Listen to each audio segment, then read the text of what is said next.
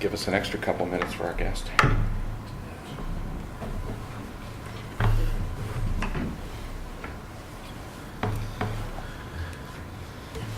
So we will go ahead and start. We've got the agenda and the minutes. Everybody looked at those? Have a motion to approve them? So moved. Second? Second. All in favor? Aye. Okay. Well, we're pleased to have a guest with us. Mike, you want to start Yeah. and introduce? Yep. Yeah, we can move that to first. So, hi everyone. I brought Val Gregory here. I worked with her when I was in Colfax as the city administrator. Because we created a unified executive director position over at the Chamber and Downtown Association in Colfax to get everything going. And really it was in a similar position that we are now, Frank, way back then. So with that, Val, if you want to talk to the group. And We had kind of a unique situation in Colfax. I actually worked for Washington State University for 16 years. I was a fundraiser, so traveled all over the United States. And Mike and these guys grabbed me from there, and I grew up in Colfax, so I was coming home. And so they started this position as Unified Executive Director. And so now I'm in charge of the Historical Society, the Downtown Association, the Chamber of Commerce, the Arts Council, and the Preservation Commission. I now have another employee that works with me, so it works out great. But it works well in our town because we're only a town of 2,700, and so now we all work together instead of separately. They used to all kind of try to do different events, and it never really worked out real well because they were kind of competing with each other. So this has worked out really well, and we've even grown from it. So that's kind of how our groups run in Colfax. We work real closely with the city of Colfax, and a bunch of their employees actually help us with different events and things that we're doing also. So again, we're such a small town, we have to work together. So I actually brought information about the Downtown Association. I'll do that. I'm just going to pass that on. I know Mike has mentioned that you guys are an affiliate with the Main Street program. We've only been a Main Street city for about 3 years now, and that's one reason why they hired me, was because without my position, it couldn't have been a Main Street program. Because of the size of Colfax, we had to have a part-time employee, and I think they changed the numbers recently on how many you need. Some towns only have a volunteer coordinator, but I think it's 800 or less. And anybody above that has to have a part-time or a full-time employee that works for them to actually be a Main Street program. Now, some of the pros to being a Main Street program are that you're included in the B&O taxes for the state of Washington, which means that any of your businesses can donate their B&O taxes through the Downtown Association because they're a 501c3, and they get the tax credit for it.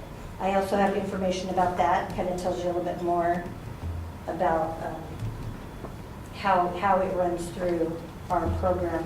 Last year we got $21,000 through the B&O taxes. This year, I believe we got $27,000. We could get up to $70,000 just for our town. Since we're a smaller town, we don't get as much as Issaquah or some of those bigger towns, but we're still working at it. This is, like I said, this is only our second year with the B&O taxes coming back to our town. Now, what we use our B&O taxes for is we give it back to Downtown Colfax, and so we give out storefront grants. So we have helped people paint their buildings. We've helped them bring it back to what it looked like when it was built. So most of our buildings in downtown Colfax were built in about anywhere from 1893 to about 1917, and almost all the buildings are original downtown Colfax. So that's our goal, is to preserve those buildings, but yet keep them up to what we have today. So that's the pro of being a Main Street program, I would say, is that you get to keep your taxes in your town. There's only 33 towns right now that are Main Street programs. A couple of them might be moving out because they're too big. Like I mentioned, Issaquah, they're getting pretty large, and so I think that eventually they'll be kind of kicked out of the program because you can't be that big. The Gig Harbor is getting up there too. Their surrounding areas kind of pushing them over the edge too. So that'll open up spots for other people. The one thing is that you have to keep in mind is you have to go to 4 meetings a year, and they're mandatory. So your director has to attend these meetings, and they're all over the state. So that's an added expense. And then the paperwork that comes along with it is quite extensive. I've learned it over the time. I've learned how to kind of do it, and I have a system now. But it does take a lot of time. It takes a lot of time away from your director. So those are kind of 2 things that you might want to keep in mind when you're looking at it. I'm trying to think. Mike told me kind of what you guys were interested in learning about. Some events that we hold. I know we're probably this a lot. Like Mike was telling me, you guys have Winterfest. We have Winterfest in Colfax. That brings people downtown. That's one of our larger events. We started a thing called Colfax First Thursdays. So the first Thursday of every month in the summer, we have live entertainment, and we get some bigger bands that come, and we get money from the lodging tax funds from our city, and that's what pays for our bands to come. And then the Downtown Association and the Chamber of Commerce join together to do this big event. And I just looked yesterday, we have 52 vendors that come downtown, and all of our stores stay open late, and they have sidewalk sales, and then the bands come and play, and we have a beer garden also. So that brings quite a few people downtown, and that's something that Colfax was kind of lacking before. Before Mike came, there was like nothing downtown. And so we just kind of grew from what he started, and we have more volunteers now. We have more people that have signed up to be vendors, and it's going really well. So this is our 4th year that we have done the Colfax First Thursdays. It just continues to grow. Another thing that we do in the month of October, we do Paint the Town Pink. So for breast cancer awareness, every single business decorates in pink. We have a contest. The lights are all pink on Main Street.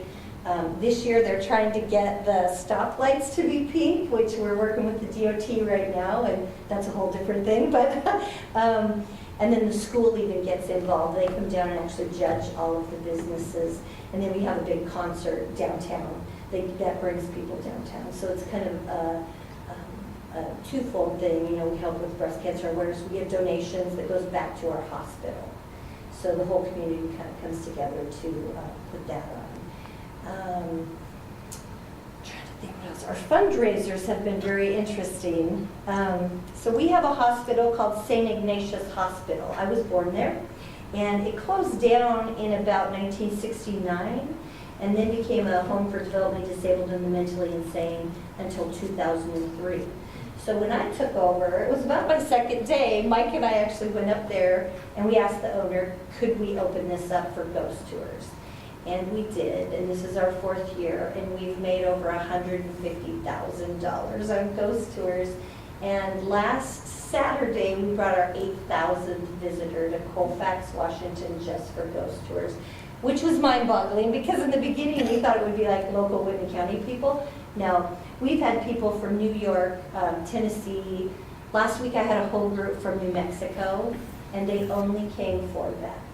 So this little itty-bitty town in Washington State has all these ghost hunters coming. We've been on TV. We've been on Good Morning America. That helped us. ABC News New York. We've been on 3 TV shows now on TLC and Destination America. And again, I don't know if I believe in ghosts, but I like the money. So we keep doing ghost hunts. It's definitely a tourism thing, and it's definitely have the best volunteers in the world. because they are at it every single weekend. We all take turns doing these tours, and we do it year-round now. So it's kind of become a business. So, but, you know, we run it through the Downtown Association, and that's where we get a lot of our money, a lot of our fundraising money. A question? Yeah, Not to reveal what's behind the curtain, Yeah. but was there a history of ghost sightings? yes. So we Okay. found books in there from the Right. nurses and the nuns that have actually documented different things that they had seen in there. And I was probably the biggest skeptic, I would say, going in. Now, when I go in, it's a little creepy. Like, there's things that have gone on that I'm like, I don't know what that is, but, so yeah, there was a history. So you're building on something? Yeah, we definitely built on of what other people had said. And it had been abandoned for 12 years, and so kids like from U of I and WSU had always broke in, and they had always broke in because they said it was haunted. So we kind of fed off of that and then just ran with it. And it's a big, huge 50,000 square foot scary building with no electricity, and it's warmed up. And the city really helped us with that. The city, you know, really helped us open it up and make sure it was okay and safe, and then we went in. But we run it through our two nonprofit groups. So that's our biggest fundraiser, I would say. And it brought lots of volunteers that had never volunteered in Colfax before. So it's fun, it's entertaining, and it's great to see this many people come to this little bitty town. So we're going to keep those up as long as we can, make sure the building stays safe. And the new owner is very helpful, and he takes a portion of our profit as rent. So if we don't make money, he doesn't make money either, and so we have a good deal going right now, so we're going to keep it up. For the ghosts who live there, The right? ghosts, yeah, that's right. It's gotten so big that actually some of the smaller towns next to us, I don't know if you know where Hooper, Washington is, it's a town of 10 people. So it's a ghost town in itself, but they have preserved their buildings, and now they've asked our group to come in, and we're going to start ghost tours for them in about a month. And they're going to do overnight stays because they have a haunted hotel, and it is super creepy. I'd rather stay the night in the hospital than that place. But and so we already have 3 TV shows coming in for that town, and they want to save some historic rock houses that were built. And the rocks actually came in from the Ice Age, and so they want to tell the whole story. And that's the greatest thing, is we tell the history of the town when we bring these people in. So it's kind of, you know, raises money and tells the history of the town. So that's what we're doing. We're helping other little towns too now along the way. So like I said, that's one of our biggest fundraisers that we have that continues to go on. And then the B&O taxes are the other thing. Some of the other ways we get people to come downtown Colfax is we have all of our historic buildings have upstairs. So, but the upstairs aren't utilized. In the 1950s, because of the new laws and the codes, they didn't have elevators, so they just shut the doors. So we have like an old doctor's office that looks exactly like the old doctor's office. It's a time capsule. We have a Masonic temple that the doors were just shut. We have a boarding house that the doors were just shut. It looks exactly the same. So our Downtown Association will give downtown upstairs tours, and then they tell the history of the buildings, and that brings a lot of people downtown. And we usually do that with our Colfax First Thursday, and it brings more people down, and then we get to tell the history of Colfax also, which I'll pass these out too. This kind of went along with this. Mike helped with this. We worked with Washington State University, and I don't know if I brought enough. Hopefully, Yeah. I have to share. And by the way, the fellow who designed this is the same guy Yeah. who did the design standards here in College Place. Yeah, so Bob Krikak is actually the president of my Downtown Association. That's one great thing about being next to Washington State University. They help our little towns out a lot, so we take advantage of that. A lot of professors live in Colfax, but work at Washington State University and the University of Idaho. So we take advantage of all those people that live in our town, and they help design that for us, and it tells the history of downtown Colfax. And those are available at our office and at the library. And so lots of people take those and they can do their own walking tour downtown and learn about Colfax. So that's kind of a summary. Do you have any questions about anything? Maybe one thing to tell them about too is, and I don't know if you're still doing this, but what about the crack art? Yes, yes, so Yeah. we do crack art, and that's what we call it, because that seemed right. So our Arts Council started crack art downtown Colfax, and they look for a crack, they look for some flaw in a building or on the sidewalk, and they get permission from the building owner, and then they do artwork around that crack. And it fits right into it. Like we have one that's a cat is trying to get a mouse around the corner, and like his paw leads into the crack and it catches the mouse. There's one that is a little unicycle rider, like it's a clown, and he's riding the crack, and then he's right into the building.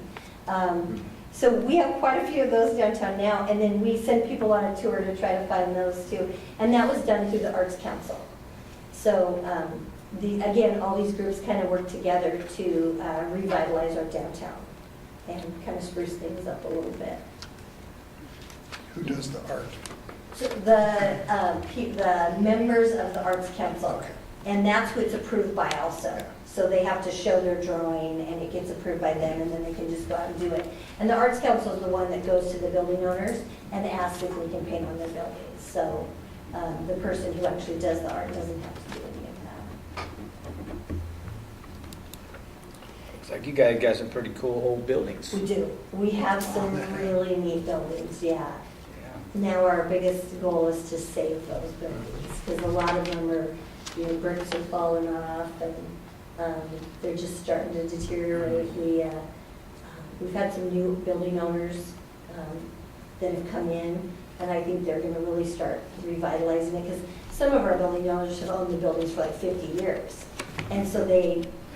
yeah, they don't really care. They're ready to get rid of them. So we hope with some of our new building owners that things will kind of change. So what advice would you have for College Place to make sure they're successful? I was telling Mike, you guys have a beautiful downtown. I came a little earlier and I was driving through, and like your wayfinding signs, they look like ours in Colfax, so it's great. I think the biggest thing is make sure that your community's involved in everything and get their input and get as many volunteers as you possibly can. With the Main Street program, you have 4 committees, which that's a lot of volunteers. And that was one of our biggest hurdles, was getting people to actually help us. And to take pride in their town. People have lived in Colfax forever, but I think they just kind of thought, oh, somebody else will do it. And by us starting the Downtown Association and really kind of getting involved, I think people started realizing that, oh, we all have to step up. It just can't be 1 or 2 people that are doing it. And now we have a really good volunteer group. But I know when we first started, it was Mike and I and maybe 2 other people. And so we really had to educate people. So I guess that's probably the biggest thing, is educate people on the importance of saving your downtown. And the trend is going more towards mom and pop shops again. So the big, there's not very many malls left anymore. In fact, those are abandoned also. So capitalize on that and get unique shops downtown that really kind of bring people to your town and meet the needs of your town. So that's one thing that we did, is we sat down with our town and we said, what do you want? What do you need? And it wasn't what we thought they needed, it was what they actually think they need. No, that's smart, because they're the ones spending the money to support Exactly, it. that's So, exactly right, because what I thought they needed wasn't what they thought they needed. So we've really listened to the town. well, back what Bill was saying now, you cruise down College Avenue here. Mhm. We really don't have anything down College Avenue. I mean, a couple little things here and there. Yeah. Got the college and a couple businesses and stuff. But really, for us to really have something, we've got to get rid of some stuff. Yeah. Like old houses and Mhm. stuff like that in order to really put in some kind of businesses Yeah. to create a downtown experience. So we're going to have this block party here this Sunday, Yeah. which everybody's pretty excited about. So that'll be pretty interesting Yep. to get the community. I think community will be in there quite a bit. Yep. Yeah. Well, and I think with our main street, not necessarily does stuff have to get demoed. I think a lot of that can be adaptive reuse too, like what's on the poster back there for the design standards. Some of the drawings that Bob Krikak prepared was basically changing some of the existing housing along here to where it was a live work situation of retail in the front and then the living arrangement upstairs or to the rear. Yeah. Yeah, that's what we're trying to do in Colfax right now, is get those upstairs areas turned into apartments. Because we have no housing in Colfax. But the other day I looked and we had one rental in the whole town. Really? Uh-huh. Oh, wow. Because all of the WSU professors and grad students want to live in Colfax, not Pullman. So if you own a rental, you are in the money because you can charge whatever you want in Colfax. And Palouse, Washington's the same way. So they are the same way. They have the same problem that we have. So right now we're working with some developers that are we're looking at some housing that can go up in Colfax to try to meet that need. But yeah, I think we're trying to utilize those upstairs or utilize the things that are already there that we're not using. Yeah, and that's where B&O taxes would come in handy because that money can be used for anything, including buying buildings. You can buy buildings with the B&O taxes through the downtown association. And so that's our goal, is we have 2 buildings that we actually want to purchase and then kind of fix them up a little bit and either sell them or rent them. And then we would own buildings downtown Colfax. So that money can be used for anything. I like that. So that's But another it has to revenue. be spent in the core downtown area. correct? It doesn't necessarily have to. Our guidelines say that we like that, but we have put money into St. Ignatius, which is not in our downtown corridor. So you can, and the way that we did that is because the building was built in 1893 and it's our biggest revenue source. So we were like, we've got to put something back in because it's going to keep bringing money to us. And it's a building that we want to save also in the town of Colfax. So that was one of the exceptions we made, was we went outside the corridor. And the greatest thing about the Main Street program, they let you set the boundaries of your corridor. So eventually, our Main Street will probably go all the way up to St. Ignatius because we can change that.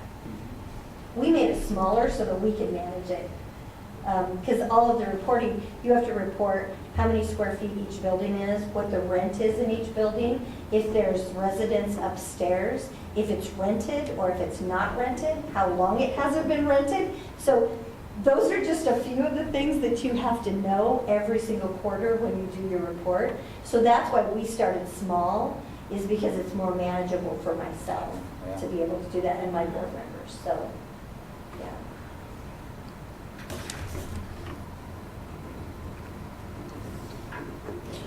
So maybe some other stuff. Tell them about maybe some of the promotions you did, like Ghost Towns Happen when you don't shop Yeah. local. And Yeah, so we figured we'd need like a logo or something to put in the windows of our businesses. And so what I did was I made posters and stickers that went in every single window.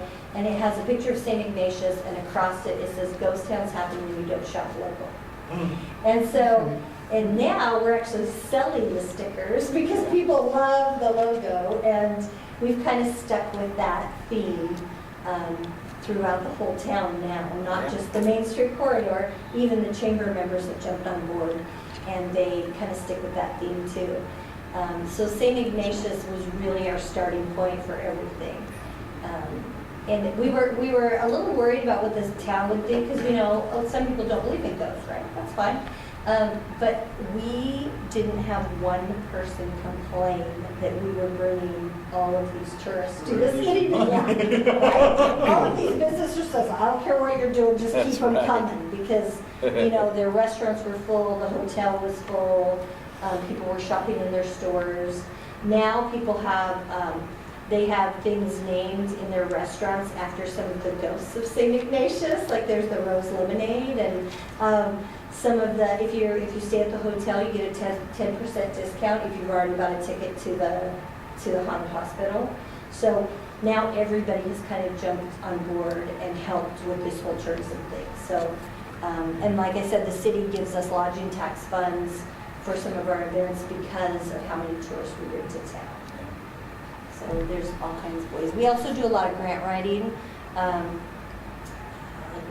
I wrote a grant to get Becky McCrae to come to our town, and she's kind of a consultant to tell us how to revitalize some of our old buildings. And so we do a lot of grant writing just to bring people to town, or got some matching grants for some of our storefront funds. So we double the amount of money that we can give out to our businesses. So it's definitely helps that we're a 501c3 because we continue to feed off of that. One thing that may be of interest to folks here too, does the Art Council do that banner competition still? And maybe tell them about that, because I could see that playing off our lights along here. Yeah, so the Arts Council, they have a banner competition every year, and they have different categories, so it depends on your age, and they even get the school involved. And you can design a banner. All of the banners go up on Main Street, and our city actually puts up the banners for us, so we work closely with them. And so the banners go up, and then for about 2 months, people can vote on the banners. So they vote for their favorite one, the one that fits the best with Colfax, or the history of Colfax. One has to usually be farming because, well, we're in the middle of Clues, and so there'll be a farming one, and they give out, I think last year they gave out $600 in prize money to the different categories. And so that's been going on, oh geez, I bet that's been going on for at least 15 years. Yeah. And that's continued. So, and now they don't know what to do with all these banners because we only put 1 year up at a time. So we have all these banners stored. So now we're going to put some on Mill Street, which is right off of Main Street. We really only have 2 streets in Colfax because we're in a valley. So they're going to line Mill Street with all of the old ones and kind of have a vintage banner competition. And this year, the Palouse Empire Fair, which is just 3 miles outside of Colfax, is having a kind of a look at the past. That's kind of their theme.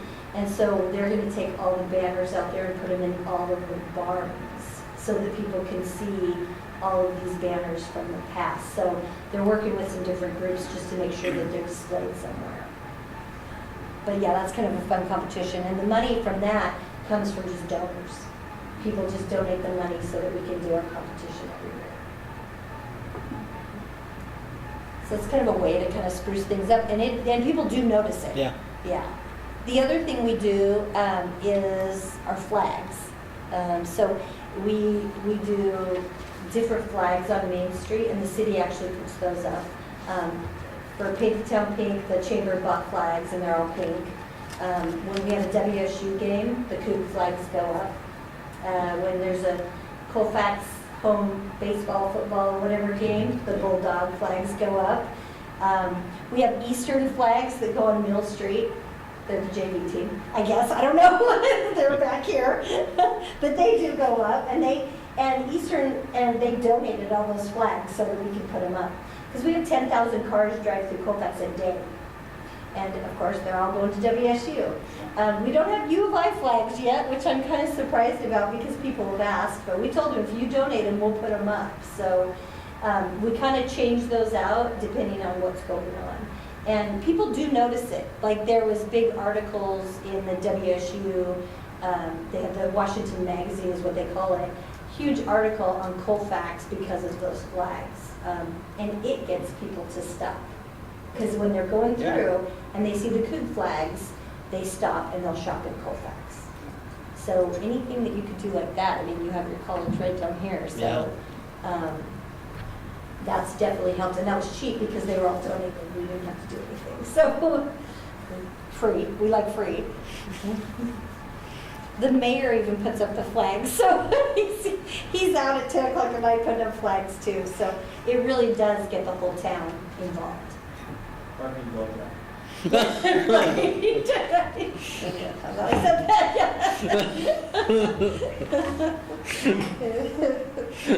that.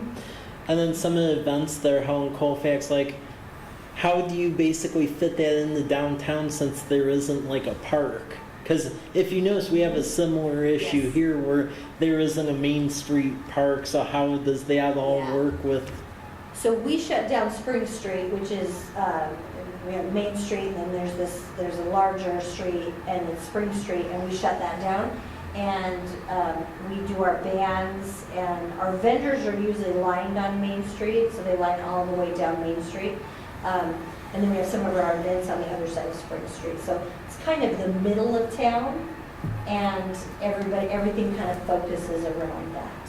So we shut down one Main Street. We have a beer garden and bands and everything on that street because we don't have a park. We don't have a green area, which we'd like to have. And that's the other thing that's actually on our list is we would like to buy one of the parking lots that's not really utilized and turn it into a green space where we can have a stage all the time. And so we could have, like our homecoming, we have the kids come down for homecoming on Main Street. They have a parade right down the middle of Main Street. And then they meet on Spring Street and they have their big pep rally. And then, alumni can come and then parents and everybody can come and watch the pep rally. So that's another thing that we would like to do is make a green space down there. But for now, we just shut down the street. It's only made a couple businesses mad, but they're used to it now, so we're okay. And then how is parking dealt with downtown? Because Yeah, that's my another question. Yeah. similar issue to Parking here. Situation. Yeah, so people, it makes me laugh because I used to work for WSU and I travel all over the United States, and sometimes I'd have to walk 2 miles, to get to an appointment, or pay $40 for parking, where, Houston, crazy parking. So it always makes me laugh when people have to walk 3 blocks and they're mad. So I always tell them, there's plenty of parking because we have Mill Street, all the side streets, and Main Street. But it's the number one thing people say is the problem. And when I drive down there, I'm like, I can always find a parking spot. I might have to walk 2 blocks, but you know what? It's worth it. So that's another thing, educating people about parking. Yeah. There's plenty of parking as long as you're willing to walk a little bit. We haven't had as much problems as some of the other towns in the Main Street program, like Ellensburg, and those guys are always complaining about parking. That's the other nice thing about being a Main Street program is you can feed off of what other people have done. And like if you have a problem with parking, we have an email list and we email people and say, what did you do about this? And then you will get like 20 people to email you back and tell you what they did. We gave people ideas about, we redid some of our old advertising on the sides of our old buildings. We could see the old advertising, so we got a grant and somebody came in and repainted that old advertising. Well, there was an email that went out that said, hey, has anybody done this? And I was like, we have. So I gave them the name of the person and I told them what grant we got, and they went and did the same thing. So they didn't have to look up any of that. So we really use all those towns as a resource, just for information, which is one of the best things for me because I had never done any of this before. Like I said, I was a fundraiser, so they really help me, and it's like a big community. Just those groups are a big community just in itself. So definitely, if you become a Main Street program, use all of those other towns for just information. Yeah.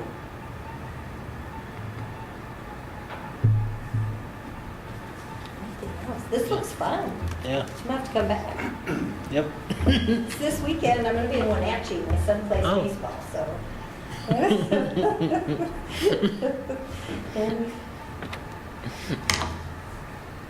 Any questions or? On the advertising on the sides of buildings, is it still relevant? Are they still businesses or are they long gone? I mean, those businesses are long gone. Yeah. Mhm. Cool. Yeah, the Arts I Council, like that. the Arts Council wanted to preserve what it was, downtown Colfax. And then after we did ours, Palouse, Washington did the same thing, Yeah. and people love it. So another thing about Colfax and our area is that we have thousands of photographers come through. So our ghosts are number one. Our next tourist group is the photographers, and they come from all over the world. Like this week, we have a group from Germany, and they Old come. buildings, the- or- No, the old buildings and the Palouse. So they go to the top of Steptoe Butte, and somebody said years ago that we were the Tuscany of the United States, and it hit. And so people travel from all over. And right now everything's green, so it's beautiful because it looks like a quilt. And that's where they want to come. And then they'll leave for a little while and then they'll come back during harvest. But Steptoe Butte is just a line of cars going up there. Last night I looked up there because I look at Steptoe Butte, I live at the foot, and just a line of cars coming down, which makes me laugh because Steptoe only has 80 people in it. So when those people go up, you know somebody's, but so yeah, that's our second tourist attraction is our photographers. So yeah, but definitely that helps because they want to photograph all those things. And we'll take them inside the buildings too because like I said, they're time capsules. So they go inside and they can't believe that everything's still in there. The doctor's office even smells like a doctor's office, which always makes us laugh. Like, I don't know why, but it does.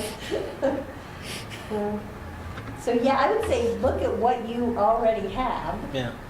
And it might seem weird, but try to capitalize on it. I mean, we've looked around town and thought, well, we have this, we might as well capitalize on it. And people like it. So just maybe, take a look at what you have. Yeah.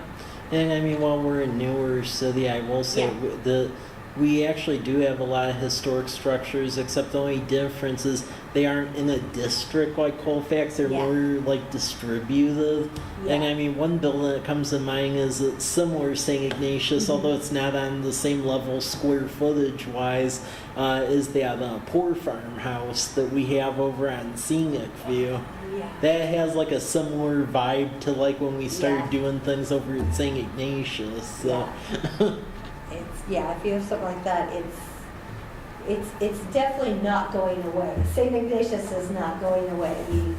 We kept thinking that, we wouldn't keep selling out, but we continue to sell out. As soon as I put tickets on, they're usually sold out within 8 hours. Wow. So, and now we have it. It's a fine-tuned machine now. Everything's online. We don't have to deal with anything. There's no refunds. But so far, out of 8,000 people, I've only had 2 people that haven't showed up. So I called them because I was a little worried. I'm like, you didn't show up for my tour. And the guy says, I shot an elk last night. I said, do you want to come to tomorrow's tour? He goes, absolutely. So I got all of them in. I didn't want anybody to miss out because they'd already paid. So again, that's kind of hospitality, and that's, and they remember us, and then they spread the word of how nice we were. So, and elk was more important than ghosts, I think. So, yeah. Well, and St. Ignatius is interesting because it's not on the main street. It's actually Right. tucked back in a residential neighborhood, and we were able to successfully deal with filtering tourists in and out of there, Yeah. and then not overly tick off the residents that live immediately nearby. Yeah, So, we made yeah. friends with all those people really fast. So, and they still love us. They love us because now people aren't breaking in. Before, people were breaking in, kids would go in and party, and now we're up there all the time, every single weekend. And so now, we haven't had a break-in in over a year and a half. So it's secure, and they love it because people aren't just wandering around there unless we're up there. So it kind of helps them out too, yeah.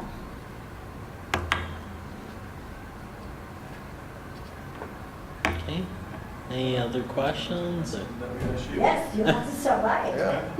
Instead of driving around the I'll house. take you. or something. Yeah, no, go right down the middle. Exactly, yeah.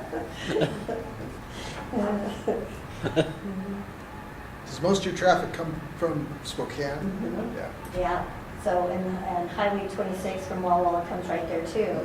So like you said, there is a back way, the airport road, we call it. Airport road, yeah. Airport road. Yeah. And people kind of do bypass that, but the majority of the people go right through Colfax, yeah.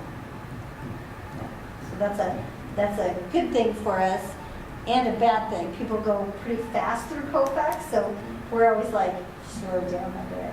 Our one thing was people are like, oh, you're a speed trap. They call us a speed trap. And ESPN even calls us a speed trap, right? And so the ESPN guy was actually there, and I interviewed him, and he said, well, you live in the speed trap. And I said, but were you speeding? And he said, yes. And I go, not a trap. Yeah. Like, if you were going 25, we wouldn't have pulled you over. So that's the thing too, is educating people. We are a town, and there's businesses, and people are crossing the streets. And we have 4 lanes. So we just educate people that, no, we're not trapping anyone, it's you were speeding. So just slow down. And so that's been that was even a task when Mike was there, is that was the big thing, is people were like, they always called us a speed Yeah. trap, but we're not. And then has the number of businesses open on weekends improved, or Yes. how did you Yeah, get so around that was the that? biggest problem when I started, is that a lot of our business owners are, I like to call them hobby business owners, because they're all retired. Like they were school teachers or professors or, farmers, and then they were like, oh, I'm going to open up a business in Colfax. But they just open up at their own time. So, they might not be open on Monday, and they might not be open on Saturday. And it was just up to them. And so there were no consistent hours. Well, then they were like, well, nobody's stopping. Well, they're not stopping because they don't know when you're open. So that was another good thing about the Main Street program, is that they came in and they talked to some of our business owners. Because it's one thing to hear it from me, but to hear it from somebody who actually knows, like more than me, they would tell them. And now our bar, we have one bar, it is actually open on Saturday nights when people are going through town, and they have great business. They're packed. We've gotten a few more restaurants now, and they're open late into the evenings, and so that's really helped. But that was our hardest thing, is that these hobby owners, they don't really care. I mean, it's not like it's not their livelihood. I mean, they're getting retirement, and they just did it for something to do. So we continue to educate them about keeping consistent hours and staying open. A little bit more competition that has come to town has definitely helped, because now they have to stay open because they're competing with other people. So, yeah, that's kind of where we're at. Yeah. I don't know if you guys have the same problem, but Not too much, yeah. So how many businesses does Colfax have on the main street there, around about? Oh geez, let's see. 10, We 20 have, or so? I have 72 buildings that could have businesses in them. Some are empty right now, because I have one owner who has 8 buildings, and 6 of those are empty. She's a little bit difficult, so we're dealing with her right now. She doesn't live in Colfax. So I would say 55, 55 probably. But the bad thing is, in my eyes, they're not the right businesses. I have insurance companies on Main Street. I have chiropractors on Main Street. I have a lawyer on Main Street. I'd love for them to be on my side streets, Exactly. right? And it's I know what you mean. You got Yeah. the windshield doctor right now. Yeah. Yeah. You got- The side street Yeah. people, those are side street people. And so I would like to see more, we do have great coffee shops. We Yeah. have coffee shops in Colfax, and they're on Main Street, which is perfect, because that brings people in. We have a thrift, we have actually 3 like vintage places now, which is really good, because that gets people to stop. and they don't really compete with each other. People just go to all of the little antique places and the vintage places. So I would like to see a wider variety on Main Street. We have one of the largest online sporting goods stores in the nation on Main Street, Colfax. Really? Now, it's an online store, so they use our buildings as warehouses. They're not. What's the home. name of it? It's Team Sports. Oh, Team Sports. Mhm. Yeah. So when you order something online, it probably comes from Colfax, Oh, really? Washington. So they own 4 buildings, and to the ceiling, big buildings with team sports from everywhere in the nation, or in Colfax, Washington. So we did talk them into opening a coffee shop. And So- the gym too. And the gym, yeah. they just opened a great gym. It's beautiful. And so they're kind of understanding what we're doing now is that we just don't want warehouses in downtown Colfax. And they're also online sales, so they don't pay taxes like everybody else does, so that affects our city. So they are becoming educated, and they've been there for a long time. So we're trying to work with them, and I think they're starting to get it now. So hopefully, but that's one of our issues too. Is those big buildings are great for warehouses. So try to stay away from that if you can. Okay. Any other questions? Okay, well, thank you, Val. Thank you. Yeah, thanks for coming. Yeah. Very Thank educational. you. I appreciate it. I'll probably head out so I can head back home Yeah. before dark. It was nice to meet you Yeah. guys. Yeah. If you come through Colfax, look me up. Oh, I'm coming to Colfax now. On my way. Come on a Yeah, 4 ghost more years hunt. ago. Okay. I'll take you on a ghost hunt, your whole group. Thank you. Good to see you. Good to see you, Val. So we'll just go over a couple things really quick and then we'll adjourn here. Community events that are coming up, I'll hand flyers out to everyone. And if you could cover businesses that don't have the flyers, I've covered a lot of ground, but I'm sure there's ones I'm missing. Please give it to them. We have print out flyers. They'll be May 20th from 4 to 7. We'll shut down College Avenue from Whitman to 4th. Farmers Market, that kick starts very soon. Thursdays 4 to 7. It'll start on May 31st. And then Independence Day, they'll be down at College Place High School. We're calling it a Freedom Festival. We fundraise a lot of money for fireworks, so that's good. We're getting up near the 4,500 mark, so it'll be a good show. Are you good with the fireworks then? We could always use. I know you could use We more, could but use more for a always use bigger more. show. So, but we'll shoot it from the soccer field behind the high school, and there's actually some hookups back there, so we can have food trucks and stuff like that. Rogers High School. College Place Oh, High okay, School. College Place. Yeah. Yep. So, any questions on those events? Okay. Another update everyone on the Opportunity Zone. This is a map of the said Opportunity Zone. We filed the application for this back in February, and then it went through in March. Ours was approved. It's good for 10 years. People who invest in projects in the Opportunity Zone, it's federal. You can defer capital gains taxes. You also get forgiveness on a percentage of what you're investing as far as what you owe for taxes. 10% of it after 5 years, 15% after 10.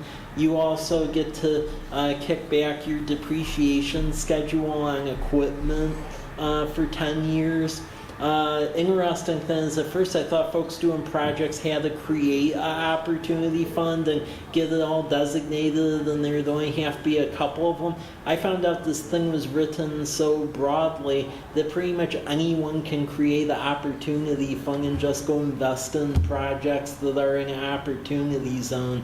So it's pretty wide open, and folks are still trying to understand everything that it does, but we have one now, which is good.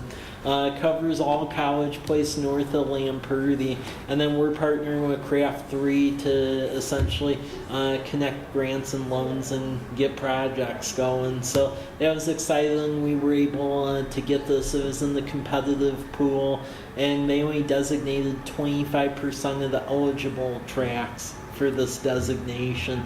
The only other one in the county is there's a track that covers the prison and northern part of the downtown Walla Walla and north of the Whitman Hotel. That's an opportunity zone as well. So, any question on that? Any So- potential projects, yeah? There's a couple of them. Folks are still trying to figure out exactly what it is, and so am I at this point. So, it's good for 10 years though, so there's time to figure it out. Yeah, and my question might fall into that category is of what kind of businesses can you do or cannot do Well, in the opportunity zone? pretty much it's any sort of development, so folks can invest in multifamily, you can invest in residential, you can invest in establishing mixed-use businesses. It's pretty much wide open from everything I've read so far. I know Department of Treasury is supposed to issue some sort of guidance on this probably later this summer, but at least right now it's just wide open. And you can like move money between opportunity zones too. So if you invest in a project, let's say in our opportunity zone, and then you're an investor and you decide you want to move that money to another project, let's say out in Connecticut or something, in an opportunity zone over there, you still can, and you wouldn't pay any sort of penalty for moving it between zones. Is there any minimum investment amount? Right now, no. Yeah, this is a brand new tool, which is good because right now we don't really have incentive tools, so this is something at least. We just have to figure out exactly what it does, basically. So, any questions on that by the board? Okay, I'll move on to the next thing here. The model business license ordinance, just keep reading through that and we can talk about it the next meeting because as stated previously, as part of a bill that passed in a 2017 legislative session, there is basically going to be a model business license code that comes out of this by the end of the year that pretty much every city has to adopt.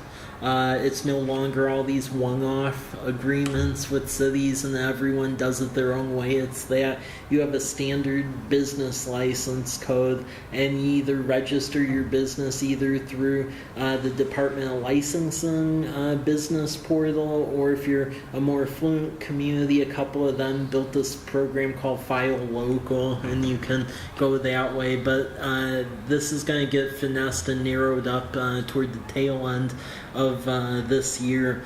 The projects so far on this, the update to the code I attached to this agenda packet, that was just from a phone call late last week. So please review it. Let me know if you have any thoughts on that at the next meeting. Okay. Steve, I know you went to the Port Townsend Yes. deal, so how'd that go? It was really good. Yeah, it was the Main Street Revitalize Washington conference about essentially focused on a lot of what Val was talking about, actually, Main Street revitalization and investment. And it was, Bill was there and it took me a minute. They started out very specific with projects that they had done, and so it was kind of a lead to get, okay, how can I compare this to what opportunities we might have in Wallowa? But it was essentially two groups there, kind of the preservationist group, which were architects and developers and historians and nonprofit groups such as chambers of commerce or downtown associations that had an interest in preserving buildings, and then Main Street property owners, retailers, other city officials that had interest in generating business and how to put people with resources and then people with knowledge together to get these projects done. A large part of the agenda was around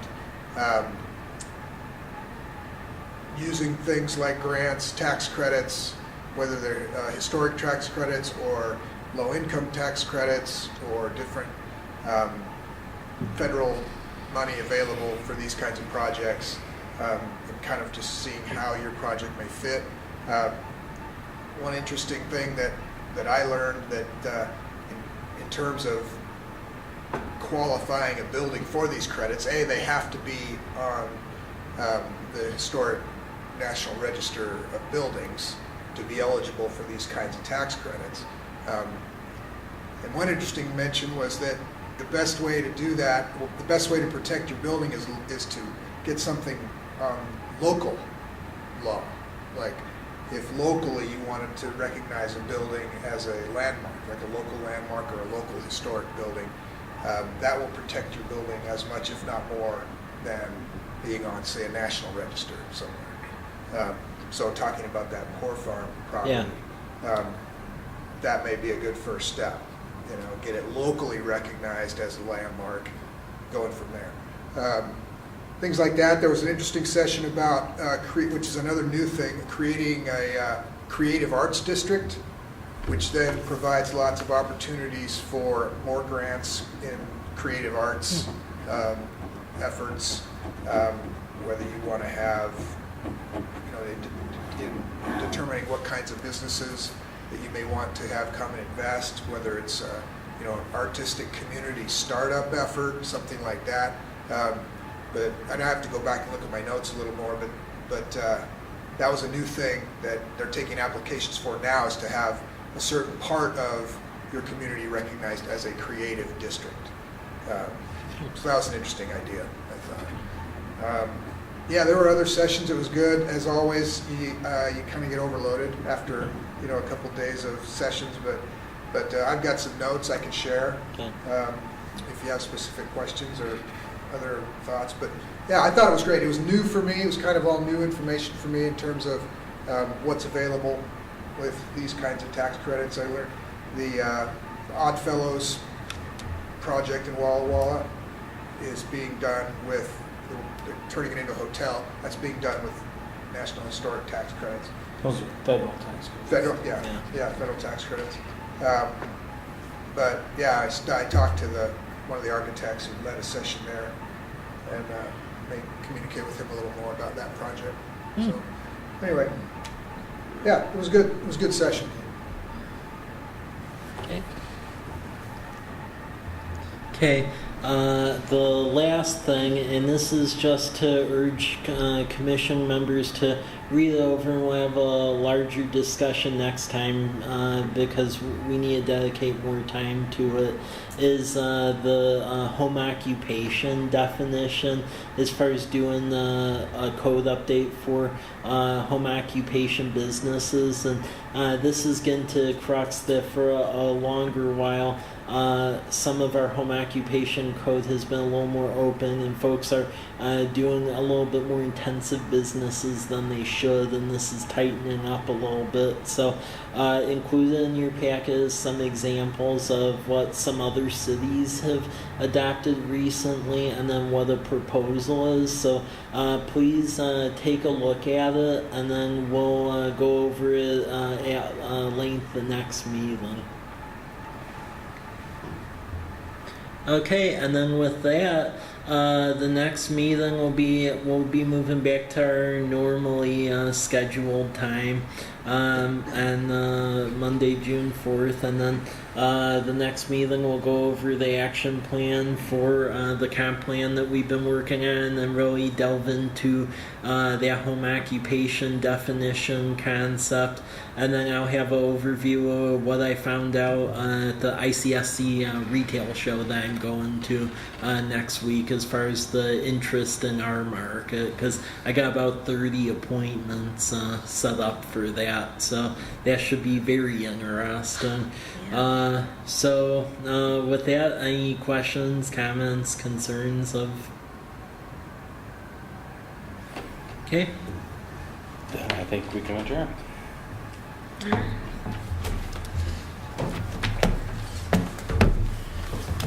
Thanks, Mike. So I see the Memorial Day got canceled, huh? Yeah, we couldn't get Yeah. any of veterans groups that had enough of a bandwidth to do that, and then since the student groups volunteered with the block party, we figured we'd put all of our resources Into into that instead. Yeah, Probably took that. yeah. Well, not only that, but half of the city staff was gone Memorial Day too, so I turned that huge. Busy weekend. So if you can distribute